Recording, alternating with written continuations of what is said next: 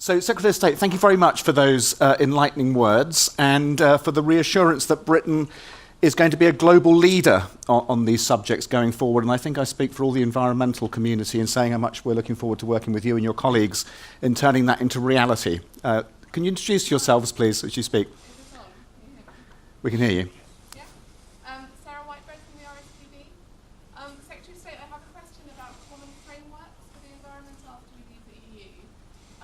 Obviously, we know that at the moment we're bound by frameworks set at EU level, and the Cabinet Office has recently come out with the areas where they think we will need to continue with those frameworks within the UK.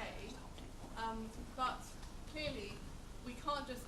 It's important that we don't just look at this through a narrow lens of trade in terms of the single market of the UK, but also of the need for our environment and how our environment is helped by having commonality across the four countries of the UK, not least because we're signed up to international conventions on biodiversity, for example, which we will all be responsible in the UK for meeting. So I think some of us are concerned that the government is at the moment not looking at frameworks across the UK for biodiversity, water quality, air quality, those kinds of issues. So I'd be interested in hearing your thoughts on that.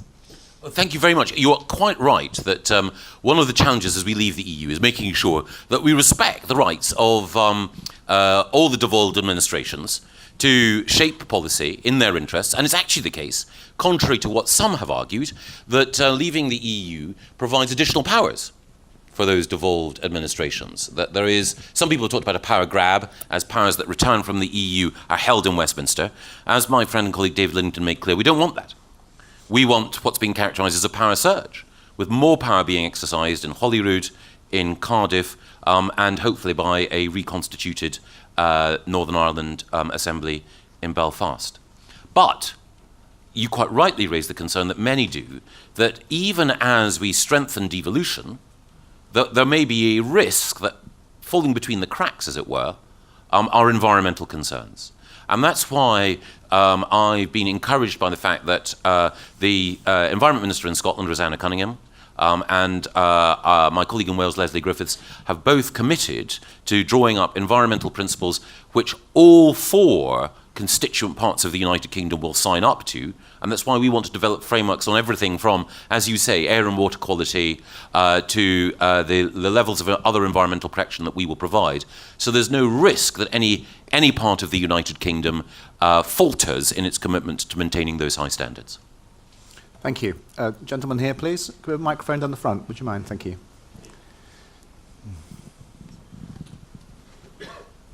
Thank you very much. I'd like to thank personally the Secretary of State for showing intellectual interest in the issue of reintroducing the European beaver in Britain. We have worked on this species in this country for the last 30 years. Its restoration has been slow and painful. It is an animal, it's a keystone species that in its own life, like a Disney cartoon character, restores life to landscapes where landscapes are dead. One more. Can the Secretary of State confirm that, as we move forward and we consider the restoration of this species in a much, much wider extent in the British landscape, that can proceed without unnecessary legislative impediment to the stage where it secures its future and returns to the landscape as a natural functioning deliverer of biodiversity, water purification, and slowing the flow benefit? The short answer is yes, but the longer answer is that I think that there are obvious sensitivities about the reintroduction of a native species like the beaver, and there are particular sensitivities because there are some farmers, land managers, and landowners who have concerns about what the reintroduction of the species might mean. But I think some of the work that's been done, for example, in Devon, has been very successful in helping to allay fears and indeed to build support for the reintroduction of the species. And the same thing has been happening in the Forest of Dean in Gloucestershire, where the local community has been in the van in pressing for the reintroduction of the species. And I think what we need to do is, in the best small C conservative tradition, proceed organically by allowing local communities to demonstrate the benefits and making sure that also that there are appropriate controls so that people's fears, which are real, can then be properly addressed, and we can proceed with ensuring that the benefits that come from having the beaver as part of the rich mix of wildlife in our country are realised. So the organisers tell me, unfortunately, we've only got time for one more question, so I do apologise for those of you hands up. Let's get to that gentleman right over in the corner over there, please. Would you mind? Thank you. Thank you very much. Craig Bennett at Friends of the Earth. Secretary of State, thank you for your comments this morning. There's much to welcome there, including on beavers there, I hasten to say. Thank you very much. And particularly welcome, of course, your commitment to maintain and enhance environmental standards as we leave the EU.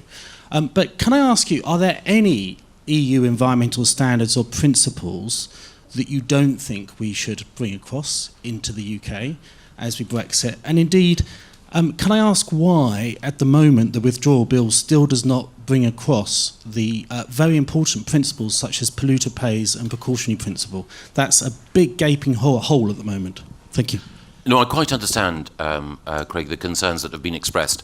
And we've, I hope, tried to address some of them by saying that we want to have, you talk about principles, and I think that there are an interlocking set of things that require to be done. One is to make sure that we recognise that those principles continue to be observed. The second thing is that the government is held accountable, and other public bodies are held accountable, for operating in a way that is true to those principles. And that's why we were consulting, or proposed to consult, on setting up a new environmental body to fulfil some of the functions that currently the Commission and the ECJ fulfil for EU member states.